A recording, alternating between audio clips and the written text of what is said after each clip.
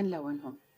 النهارده هنبدأ بتمرين هنلونهم للناس المؤذية اللي في حياتنا، وبكرة هناخد تمرين التسامح لو احنا حد في حياتنا ومش عارفين نسامحه وطبعا عدم التسامح ده بيعمل لنا مشكلة داخلية وبيعطلنا، بيعطل سكتنا وطريقنا ونوايانا وبيعطل مشاريعنا، بيعطل كل حاجة.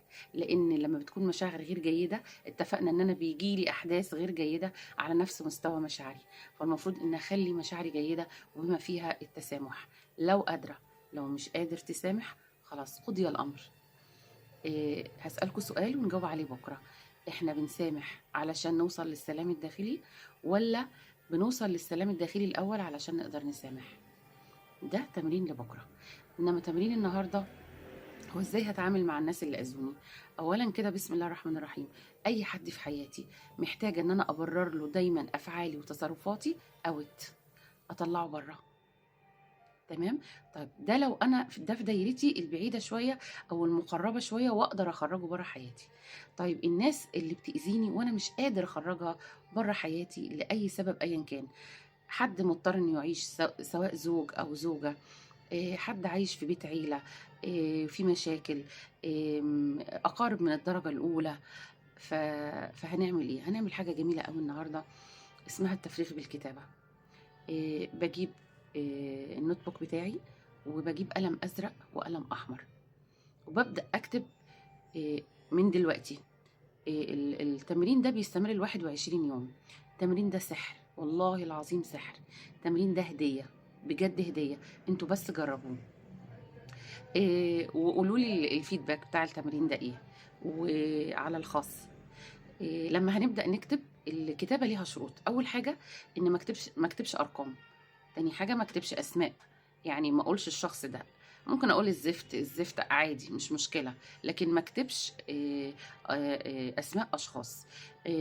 ما أقولش اسم من أسماء الله الحسنى. يعني ما أقولش حسبي الله ونعم الوكيل فيها، حسبي الله ونعم الوكيل فيه. ما أقولش اسم من أسماء الله الحسنى، لأن إحنا هنقطع الورقة أو هنحرقها. تمام، هنقطعها أو هنحرقها. يبقى مش هنكتب أرقام، مش هنكتب أسماء، مش هنكتب اسم من أسماء الله الحسنى، مش هنكتب في ظهر الورقة، ومش هنكتب بالليل خالص. كل الكتابة اللي هنكتبها هتكون من الصبح بالنهار. بنكتب مع طلوع الشمس لحد قبل ما الشمس تغرب، لحد ما ضوء الشمس موجود.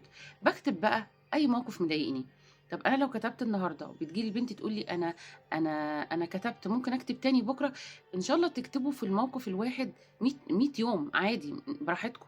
كل يوم أنا بكتب، لو الموقف مضايقني ومش لاقي حاجة أكتبها بكتب في نفس الموقف. بكتب الموقف ده ضايقني وانا حسيت بكذا، وان انا كنت منفعله، وان انا كنت غضبانه، وان انا كنت عايزه اقوم اكسر دماغ اللي قدامي، وان انا اتخنقت، وان انا مش قادره اكمل.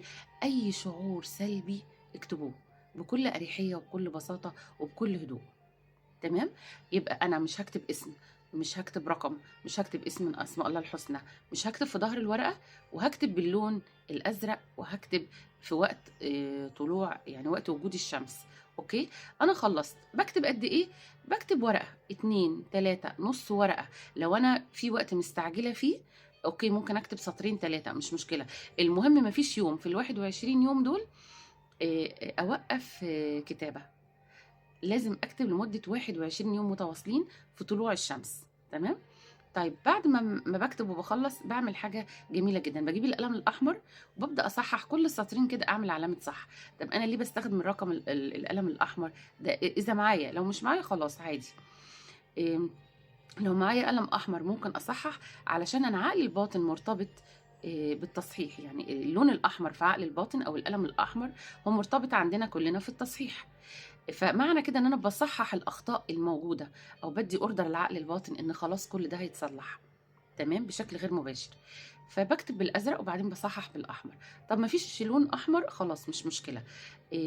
باخد الورقه بقطعها وبحرقها. بحرقها على البوتاجاز، او لو يعني مش متاح يبقى انا بقطعها لو انا قاعده في اي مكان بره اوكي، او حتى في البيت. انا على طول بكتب وبقطع، بستسهل علشان ممكن انسى او اكسل. بخلص الورقة وبحرقها أو بقطعها. بكده بنكون حلينا جزء كبير المشكله اللي عندنا، لان الناس المؤذيه اللي في حياتنا والمشاكل اللي تسببوها لينا والصدمات اللي اتحولت من صدمات نفسيه لصدمات جسديه بسبب الكبت وعدم التفريغ.